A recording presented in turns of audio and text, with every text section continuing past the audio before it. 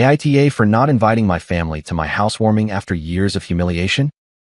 By 42, I had learned that being Alex in my family meant laughing before anyone else did, just so it looked like the jokes didn't hurt. I was a single man with a steady life, a quiet routine, and a long history of being treated like a mistake everyone else had survived. My parents, Linda and Richard, treated me like the cautionary tale at every barbecue, every birthday dinner, every holiday meal. My sister Brooke was the polished one, my brother Nate was the funny one, and I was the guy they called whenever something needed fixing, paying, moving, or quietly cleaning up. I still showed up with dessert in one hand and a socket wrench in the other, pretending that was love and not a pattern. The barbecue was at my cousin Valerie's place, the kind of family gathering where everyone balanced paper plates on their knees and pretended folding chairs were comfortable. There were coolers by the back steps, a plastic tablecloth taped down because the wind kept lifting one corner, and little kids running through the sprinkler while the adults laughed too loudly over grilled burgers and beer.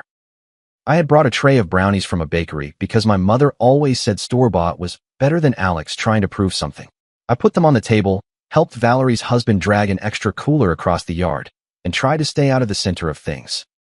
That was usually my strategy. Be useful. Be quiet. Leave early if necessary. It worked until my mother found the photo album. Valerie had pulled out some old family pictures because Nate had brought his new girlfriend, Tessa, and everyone was doing that thing families do when a new person shows up, pretending the past was cute instead of complicated. There were baby pictures, vacation pictures, school pictures, ugly Christmas sweaters, all of it harmless at first. Then Mom made a sound like she had discovered buried treasure. "Oh, look at this," she said. "Proof Alex was born to embarrass us." I knew the photo before she turned it around. I was 15 in it, awkward, red-faced, standing in a wrinkled shirt at a school event after I had spilled fruit punch all down my front. It had been a bad night for reasons nobody in my family ever cared to remember. I had been nervous. I had been trying to help carry drinks, and Nate, who was 12 then, had bumped my elbow on purpose because he thought it would be funny. The punch had gone everywhere. My mother had hissed at me in the bathroom that I ruined every nice thing. 27 years later, she was still getting laughs out of it. She held the picture up like evidence in court. This is why we never let Alex represent the family. A few relatives chuckled. Some looked down at their plates, doing that half-smile people make when they know something is mean but don't want to challenge the mood. Nate leaned back in his chair and laughed like she had just delivered a perfect punchline. "Come on," he said, grinning at me. "He knows we're kidding." I had heard that sentence so many times it almost sounded like my name. Tessa looked uncomfortable, then glanced at Nate like she was trying to figure out whether she was supposed to laugh too. Brooke, my older sister, smirked over the rim of her wine glass. She didn't say anything. She never had to. Brooke had mastered the art of letting other people throw the knife while she kept her hands clean. Mom flipped the photo toward Tessa. "Alex has always been our little disaster. Sweet, but my goodness. If there was one banana peel in the room, he'd find it."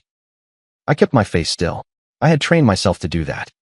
A cousin I barely saw anymore, married to someone on my father's side, looked at the picture and said, "So did Alex ever get his life together, or is he still the family project?"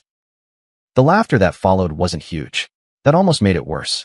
It was casual, automatic, like everyone had agreed long ago that this was my role, and there was nothing strange about it. I looked at my father. Richard sat 2 chairs away from my mother, sunglasses on top of his head, arms crossed over his stomach. He saw me looking. He knew what I wanted. Not a speech, not a fight, just one sentence. "Enough, Linda." He took a sip from his drink instead. Brooke set her glass down. "You know, Mom, she's sentimental." "Sentimental?" I said. Nate rolled his eyes. "Don't make this a thing." My phone buzzed in my pocket. I pulled it out without thinking. It was Nate, texting me from 15 feet away. "Bro, I need a favor next weekend. Can you help move that grill from Dad's garage? Thing weighs a ton." I looked from the message to Nate, who was still smiling like nothing had happened. Something inside me didn't snap. It settled. For years, I had imagined the breaking point would be loud. I thought if I ever finally had enough, I would slam a chair back or shout everything I had swallowed. But the real moment felt quieter than that. It felt like setting down a heavy box I had been carrying for so long I forgot it was in my hands. I put my paper cup on the table. My father noticed first. "Where are you going?" "Home." Mom's face tightened. "Oh, Alex, don't start." "I'm not starting anything." Richard lowered his voice, which meant he wanted me to feel embarrassed. Don't be dramatic. I'm not being dramatic, I said. I'm leaving. Nate laughed again, but there was an edge under it now. Seriously? Over a picture? I looked at him. No. That was all I gave him. On my way out, Valerie caught up to me by the side gate. She had flour on her shirt from making cookies and a worried look on her face. Alex, she said quietly, I'm sorry. That got weird. It didn't get weird, I said. It got familiar. She didn't know what to say to that. When I got in my car, I could still hear voices from the yard. Not clear words, just the rise and fall of people continuing without me. My phone buzzed again before I even started the engine. Nate, so about the grill? I stared at the message for a few seconds, then put the phone face down on the passenger seat.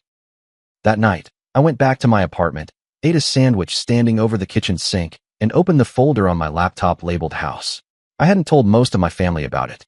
Not because I was trying to create a dramatic reveal.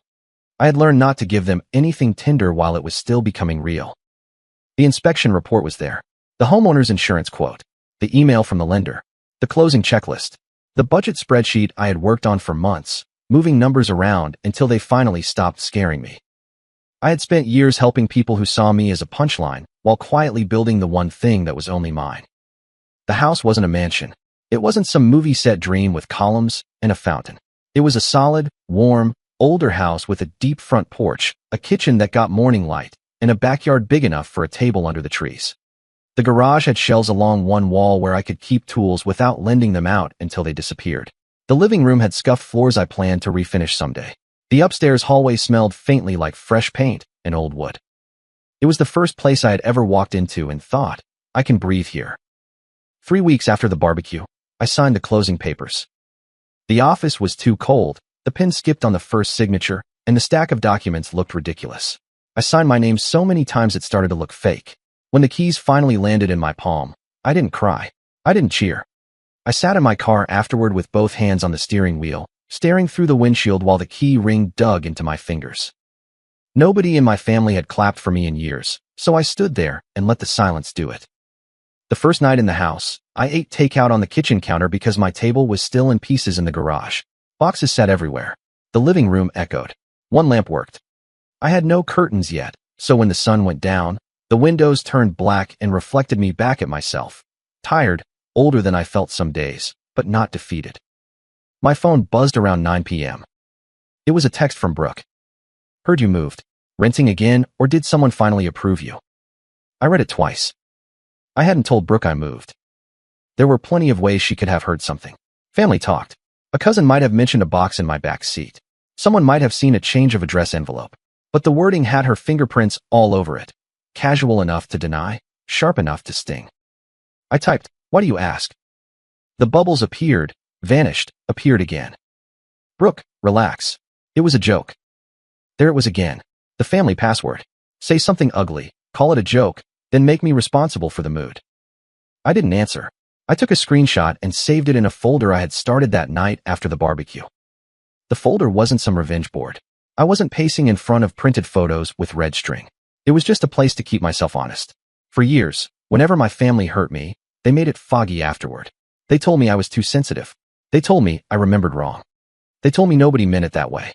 Then, 2 days later, one of them needed money or labor or a quiet favor, and I would start doubting myself. Screenshots didn't doubt. So I started saving things. Nate asking for $600 until Friday, then sending a Thanksgiving group chat message the next day that said, "At least I'm not Alex, still figuring out adulthood at 40. Mom texting, "Please don't talk too much at Brooke's dinner tonight. Her friends are different." Dad writing, "Your mother didn't mean anything by it. Don't embarrass her by making this about you." Brooke messaging, "You know Mom worries when you tell people your plans before they're real."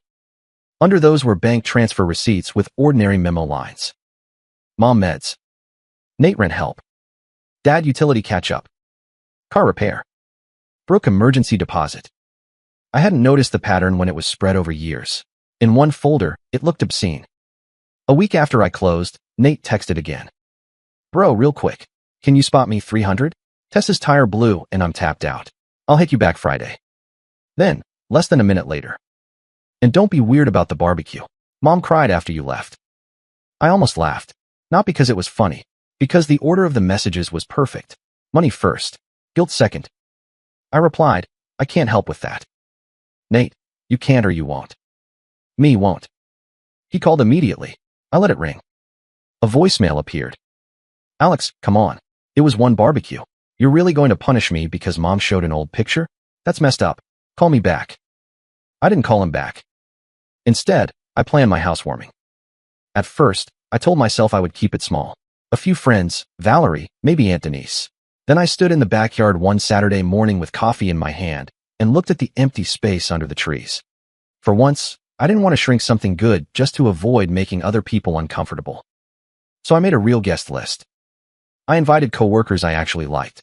I invited Mark, a family friend who had known me since I was a teenager but had always spoken to me like an adult. I invited my neighbor Ruth from across the street, who had introduced herself by handing me a list of trash pickup days and telling me which sprinkler had leaked. I invited Valerie and her husband. I invited Aunt Denise. I invited a few relatives who had treated me with basic respect over the years. Not perfect people, just people who didn't use my name as a punchline. I didn't invite my parents. I didn't invite Brooke. I didn't invite Nate. I sat at the kitchen counter with the list open on my laptop and stared at the blank space where their names weren't. My hand actually shook a little when I ordered the invitations. Not because I thought I was wrong, but because I knew what would happen when they found out. Mark came by that weekend to help me hang shelves in the garage. He was 51, practical, calm, and allergic to drama in the way men get after seeing too much of it. He brought his own drill, even though I had two. While we worked, I told him the short version. He listened, measured twice, marked the wall with a pencil, and said, "Don't let anyone buy their way into this house." What do you mean? House gifts, repairs, furniture, money toward a project, anything they can point to later and say they contributed. He drove a screw into the stud. People like that confuse access with ownership. I leaned against the workbench. It's just a housewarming. No, he said. It's the first boundary they can see from the street. They're going to test it.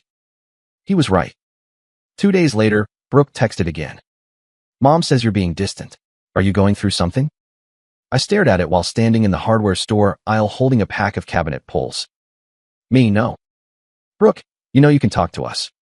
Me, can I? Brooke, don't start, Alex. I put the phone in my pocket and bought the cabinet pulls. The day before the housewarming, I took half a day off to clean and set up. Boxes were still stacked in the garage, but the main rooms looked decent. I put paper lanterns along the porch. I borrowed folding tables from Valerie. I picked up Costco trays, chips, fruit, bottled water, and 2 coolers of drinks. I put lawn chairs in the backyard and a trash bag near the side gate. Nothing fancy, nothing staged, just enough for people to eat, sit, talk, and see the place. Aunt Denise arrived 40 minutes early with cookies and a plant in a ceramic pot. She stood in the doorway, looked around, and pressed one hand to her chest. "Oh, Alex," she said, "you did this yourself?" "Every inch of it." She hugged me longer than usual. That almost broke me more than the insults ever did. By 3 p.m., the house was full of noise. Good noise. People laughing without checking to see who got wounded. Valerie's husband was in the backyard arguing about grill temperature with one of my friends. Ruth from across the street brought a bottle of wine and a handwritten note with the names of reliable plumbers. Mark stood near the garage telling someone, "No, seriously, he leveled these shelves better than a contractor." Valerie walked around taking pictures. "Smile with the keys," she said. "That's corny." "Exactly. Do it." So I stood on the porch with the keys in my hand and let her take the picture. For a few hours, I forgot to brace for impact. The house didn't feel like proof. It felt like a place. People admired the kitchen tile, asked about the porch swing I wanted to build, and laughed at the fact that I had labeled one garage box mystery cables because I was too tired to sort them. Nobody asked who had approved me. Nobody looked surprised that I had done something good. Nobody said, "Well, let's see if you can keep it." At one point, I caught Aunt Denise standing in the living room, looking at the wall where I hadn't hung anything yet. "You should put family photos there," she said, then immediately looked embarrassed. "Or not. I didn't mean." "It's okay," I said. "Is it?" I looked around the room. Friends by the snack table. Valerie laughing in the kitchen. Mark fixing the crooked porch lantern without being asked. "Yeah," I said. "It is." Around 6 p.m., Valerie posted the photos. She tagged me in a set of them with the caption, "New house, new chapter. Proud of you, Alex." I saw the notification, smiled, and put my phone back down. 20 minutes later, the phone started buzzing like it had been dropped into a beehive. At first, I ignored it. I was carrying empty plates to the trash. Then Ruth said, "Honey, your pocket is having a medical emergency." I pulled it out. Missed call from Mom. Missed call from Mom. Missed call from Dad. Text from Nate. Text from Brooke. Family group chat, 47 new messages. I stood by the kitchen sink and opened the group chat. Mom, what is this? Mom, Alex, answer your phone. Mom, you bought a house and your own mother had to see it on Facebook? Nate, Elmio, wow, okay, big man now. Brooke, are you serious? You had a party and didn't invite your immediate family? Dad, call your mother. She's upset. Mom, do you know how humiliating it was for me to see relatives commenting before I even knew? I read that sentence 3 times. Humiliating. My mother, who had held up a humiliating photo of me like entertainment, was humiliated because she didn't get a front row seat to my pride. Valerie came into the kitchen and saw my face. Oh no, she said. Was it my post? It was going to happen anyway. I didn't think. You didn't do anything wrong. Another message came in. Dad, family doesn't exclude family. I typed slowly. Me, you excluded me from respect first. The typing bubbles popped up from 3 people at once. Nate, bro, it was never that deep. Mom, I was joking, Alex. You always take things so personally. Brooke, you made everyone ask questions. That is cruel. Me, humiliating would be being called a joke in front of relatives for 20 years. Dad, don't air dirty laundry. Me, then stop making dirty laundry and calling it family humor. The chat went quiet for maybe 15 seconds. Then Nate wrote, you really kept receipts like a psycho? I hadn't sent any receipts yet. That told me something. People who know they have behaved well don't panic at the idea of evidence. I muted the chat and went back to my guests. For the rest of the night, I let myself enjoy the house. Not perfectly. My stomach was tight. My phone kept lighting up on the counter. But I stayed present. I walked Aunt Denise to her car. I thanked Ruth for the wine. I watched Mark carry the last cooler to the garage and tell me, remember what I said? I remember. When everyone left, I cleaned slowly. Plates into trash bags. Folding chairs stacked by the back door. Half a tray of fruit into the fridge. The house smelled like barbecue chips, cookies, and warm wood. At 10:37 p.m., Brooke called. I let it ring. At 10:39 p.m., she sent a voice memo. I waited until I was sitting at the kitchen counter before I played it. Her voice came through tight and polished, the way she sounded when she wanted to seem reasonable while being insulting. Alex, I don't know what kind of point you're trying to make, but you hurt Mom badly. She is crying. Dad is furious. Nate feels blindsided. You can be mad about old jokes. Fine, but buying a house and hiding it like this makes you look unstable. You're acting better than everyone because you got approved for a mortgage. Call me. I saved the voice memo. Then I opened Facebook. The post had more comments than anything involving me had probably ever had. Beautiful place. Congrats, Alex. So proud of you. Wait, when did this happen? The last comment was from a relative named Marcy. Can't believe Linda kept this quiet. What a huge moment. Under that, my mother had not replied. But my sister had. Brooke, we only found out tonight. A few minutes later, Valerie sent me a screenshot privately. Valerie, I don't want to stir anything up, but you should see this. It was from a comment thread I hadn't seen because it was on a different cousin's post from weeks earlier. Someone had apparently mentioned hearing that I was looking at a house. Brooke had replied. Brooke, Alex gets ahead of himself. He's probably renting something and calling it a dream house. Nate had added 3 laughing emojis. Another cousin had written, really? I heard inspection was done. Brooke, let him have his little moment. The timestamp was from before I closed. Before she texted me asking whether someone finally approved me. Before my mother claimed she had been blindsided.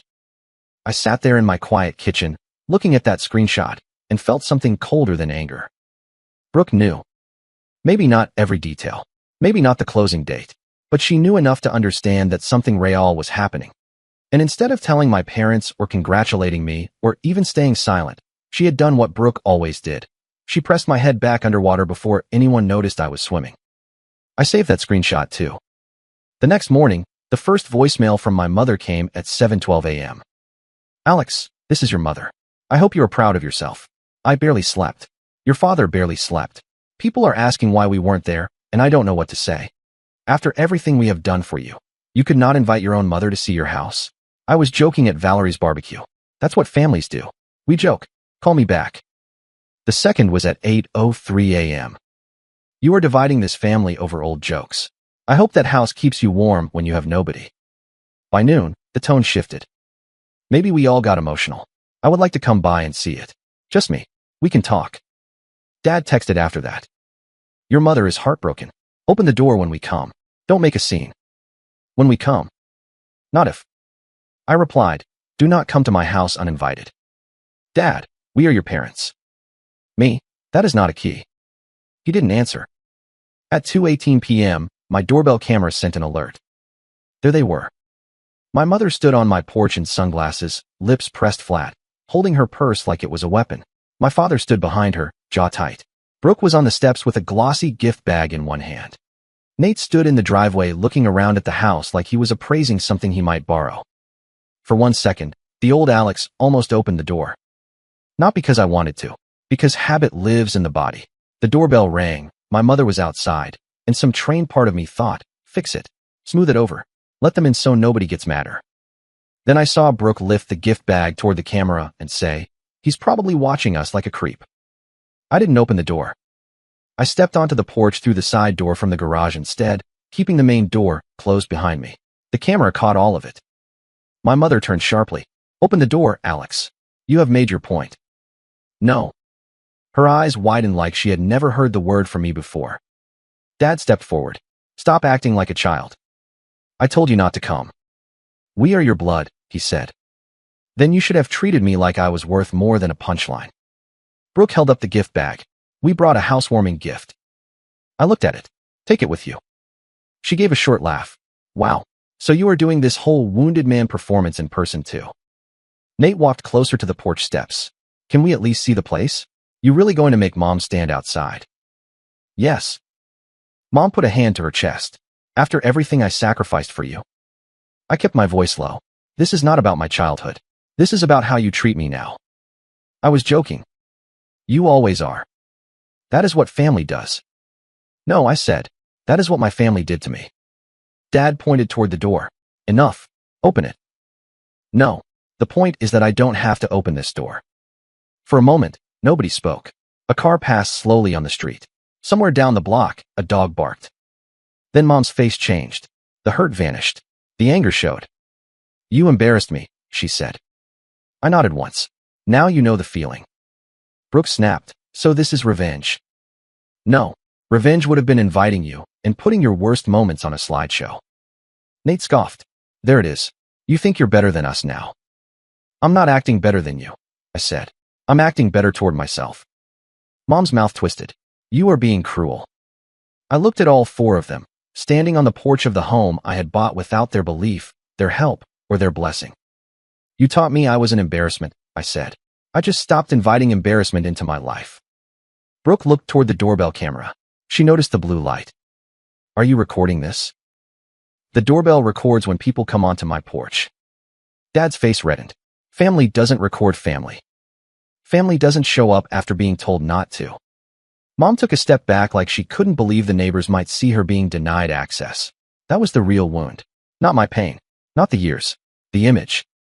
She lowered her voice. People are asking questions, Alex. Good. You owe us privacy, Dad said. I gave you privacy for years. You used it to keep treating me the same. Nate threw up his hands. This is insane. All because Mom teased you. No, I said. Because you all did. And then you called me when the sink broke, when rent was short, when Mom needed medication picked up, when Dad needed utility help, when Brooke needed me quiet at her fancy dinners, when you needed cash and didn't want Tessa to know. Nate's face changed. Brooke stared at me. Don't drag private things into this. You came to my private home. The gift bag lowered in her hand. Mom whispered, Alex, let's go inside. No. It was the smallest word in the conversation, but it did the most damage. They stayed another 5 minutes. Dad tried authority. Mom tried tears. Brooke tried embarrassment. Nate tried making it sound like I was unstable. None of it opened the door. Finally, Dad said, fine. You want to divide the family? That is on you. No, I said. What is on me is this porch, this mortgage, and who gets invited inside. They left angry. I watched from the porch until their car turned the corner. Then I went inside, locked the door, and for the first time all day, my hands shook.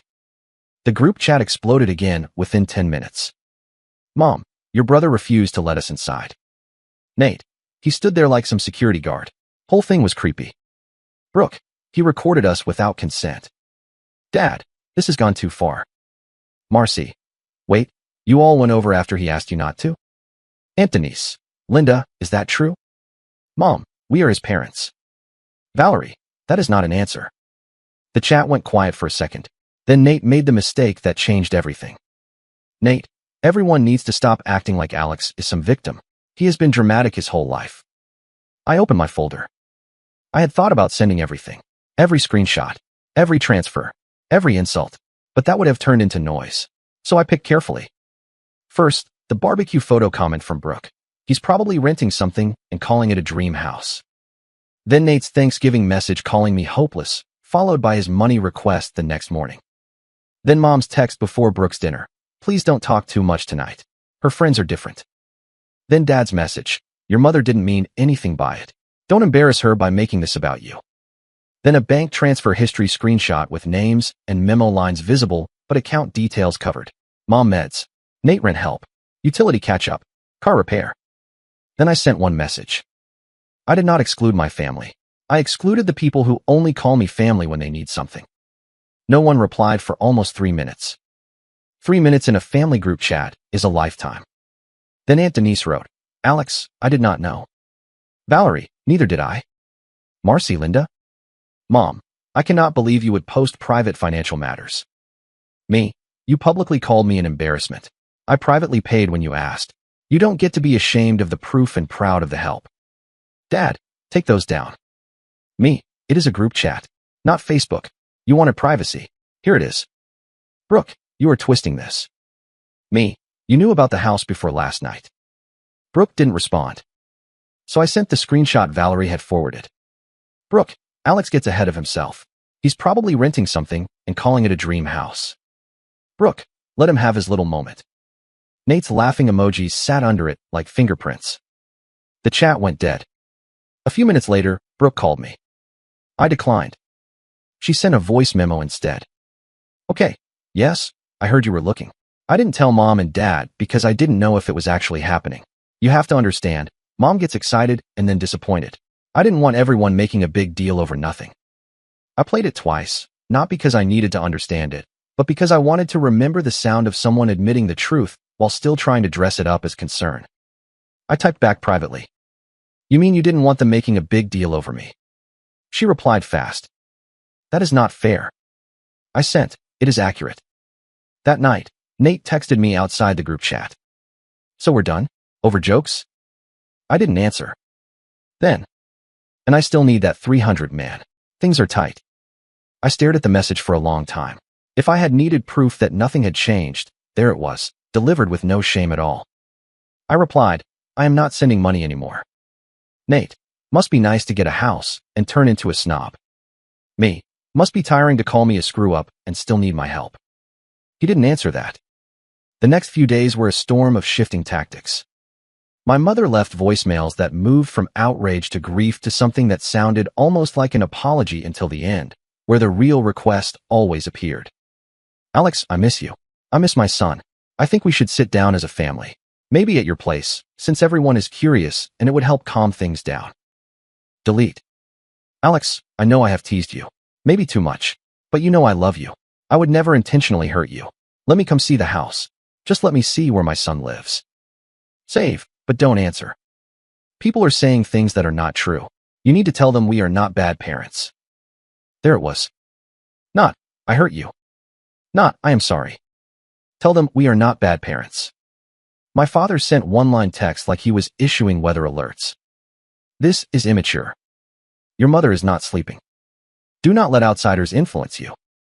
You are making permanent damage. I answered only once. The damage was already permanent. I am just no longer decorating over it. Brooke waited 2 days before trying a new angle. Her text came on a Wednesday morning while I was loading the dishwasher. I have been thinking, Mom and Dad's anniversary is coming up. Everyone is already asking about the house, and honestly, your place would be perfect for a dinner.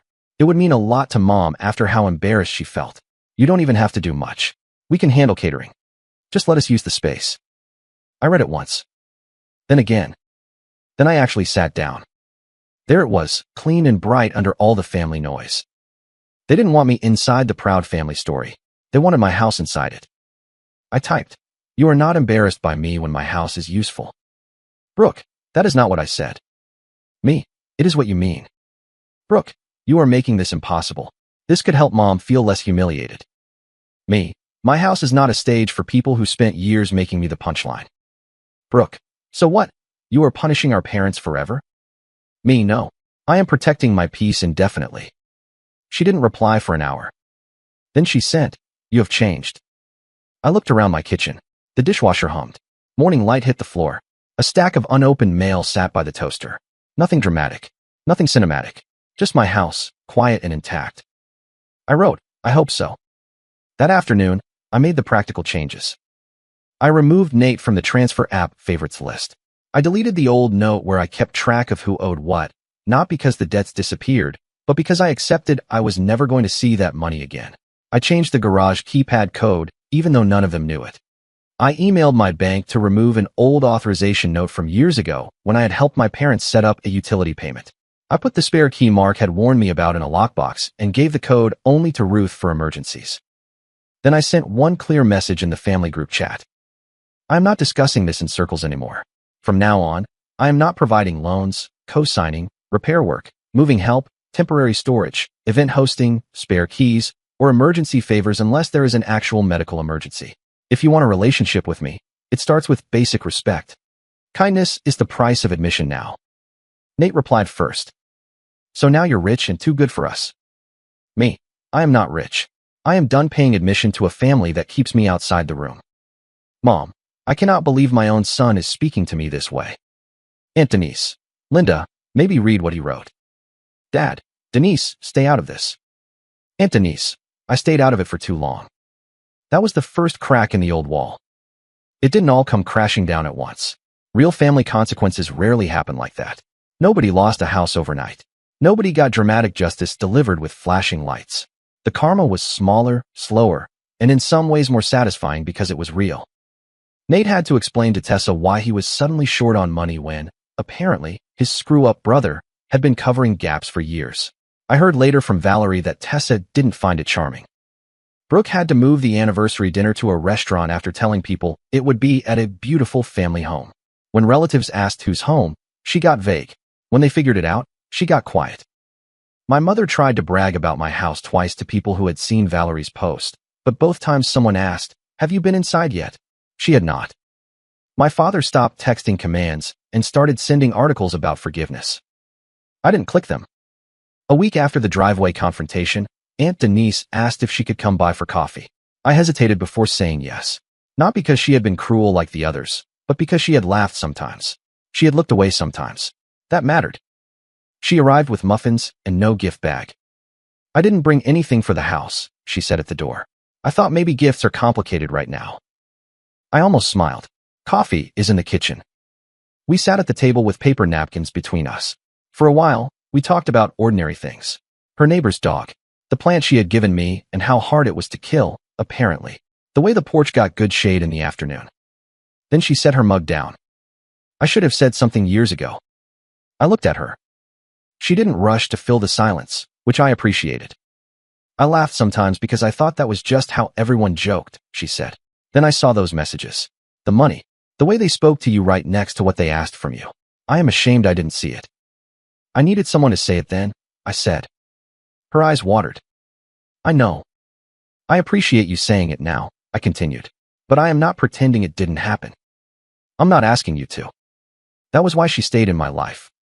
Not because she apologized perfectly, because she didn't ask her apology to erase the work. Other relatives reached out too. Some were sincere. Some were curious. Some wanted gossip dressed as concern. I learned to tell the difference faster than I expected. Marcy sent a message saying, "I laughed at things I should not have. I am sorry. You deserve better." I replied, "Thank you."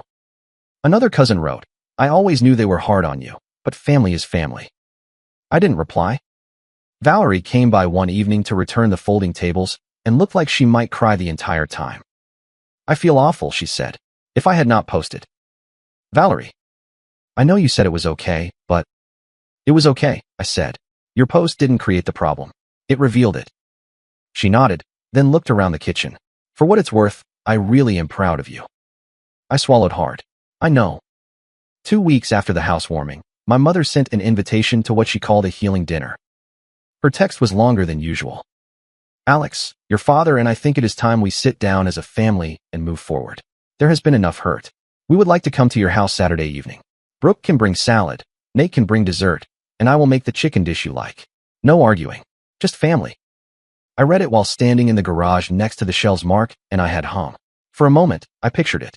My mother moving through my kitchen opening drawers without asking. My father sitting at my table like a judge. Brooke looking around for things to compliment in a way that sounded like ownership. Nate joking about which room he would crash in if he ever needed a place. No. I replied, I am willing to meet at a neutral restaurant. Saturday at 6 p.m. No jokes at my expense, no demands, no discussion of using my house for events, and no pretending the screenshots don't exist. Mom answered 10 minutes later. A restaurant feels cold. Your house would be more private. Me, private for whom? Dad took over. You are being unreasonable. We are trying. Me, trying would be accepting the boundary. Brooke, Mom is offering to cook for you. Me, Mom is trying to get inside the house. Nate, dude, it is a dinner. Me, then a restaurant works. They refused. That told me everything I needed to know. A few nights later, my mother left one voicemail that I did listen to all the way through. She sounded tired, smaller somehow. Alex, I don't know how we got here. I look at pictures of you as a little boy and I don't understand how you can think I don't love you. Maybe I said things wrong. Maybe I joked too much. But you are my son. I just want to see your house. I just want things to be normal. I stood in the living room while it played, watching dust move in the lamplight. For years, normal had meant swallowing hurt so my mother didn't have to feel guilty. Normal had meant my father protecting the family mood instead of his son. Normal had meant Brooke being celebrated for achievements while mine were treated like accidents. Normal had meant Nate calling me a joke and then calling me for money. I didn't want normal anymore.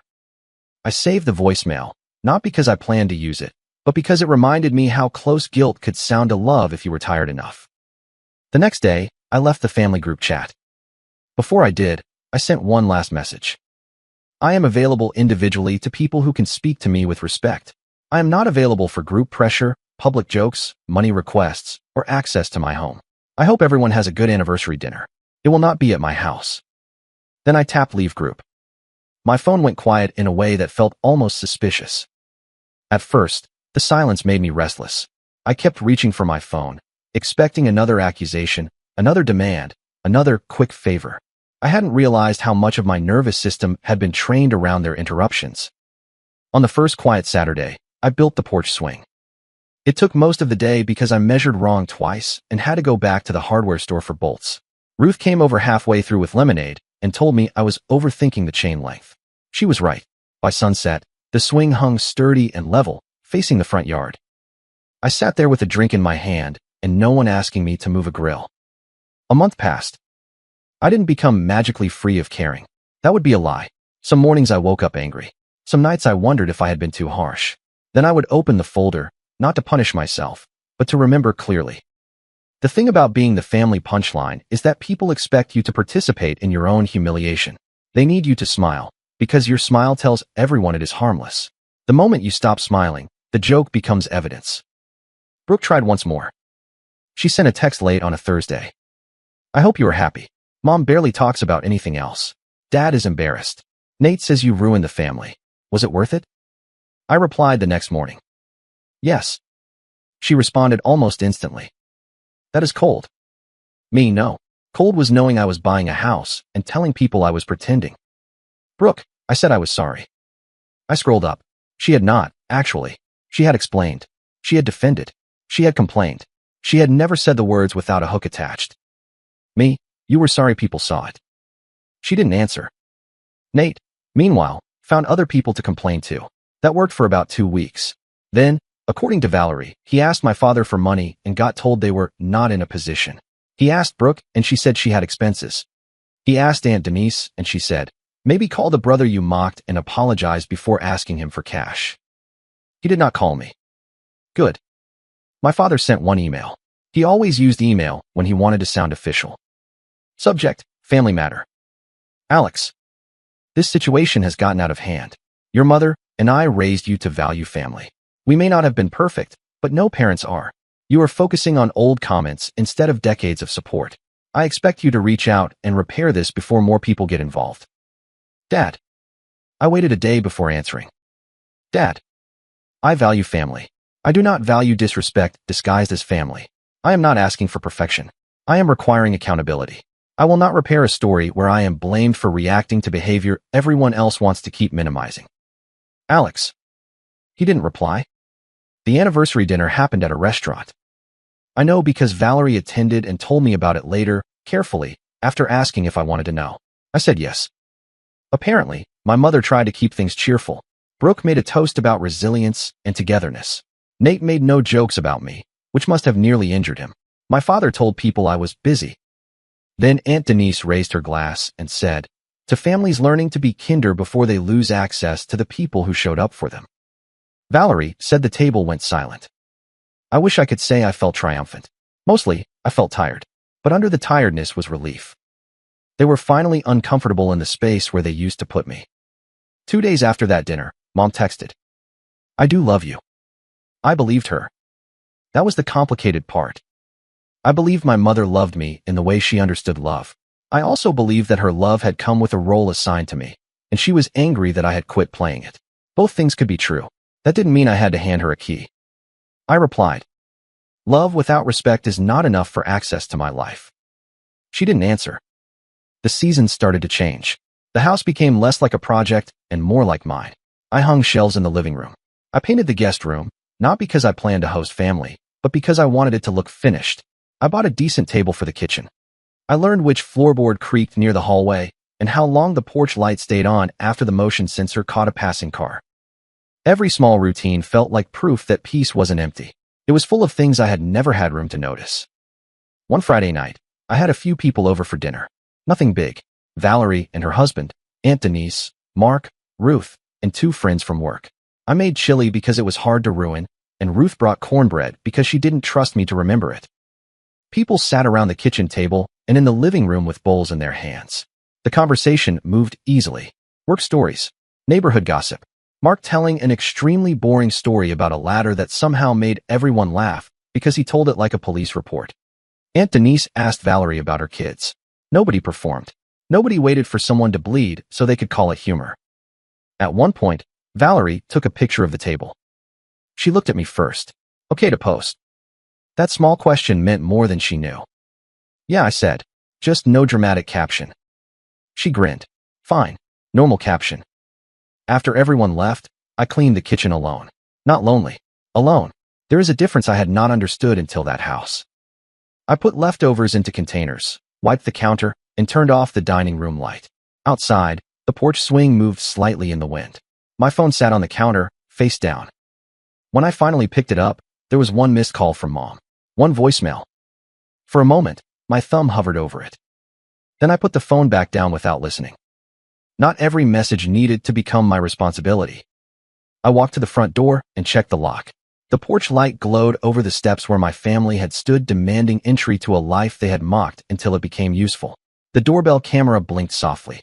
The house was quiet around me, not tense quiet, not punished quiet, not the kind of quiet that waits for someone to start yelling. Just peace. I thought about that old photo from the barbecue, the punch on my shirt, my mother's laughter, my father's silence, Nate's grin, Brooke's smirk. For years, I had carried moments like that as if they proved something about me. They did not. They proved what my family chose to protect. Now I got to choose what I protected. I set my keys in the small ceramic bowl by the door, the one Aunt Denise had given me after asking if gifts were still complicated. I had accepted that one. Then I stood in my quiet kitchen, under the soft light, in the house I bought without applause, and felt the space around me expand. For the first time, my front door did not feel like something I had to earn. It felt like something I was allowed to protect. If you like the stories, don't forget to leave a comment and support the channel by subscribing. See you in the upcoming stories.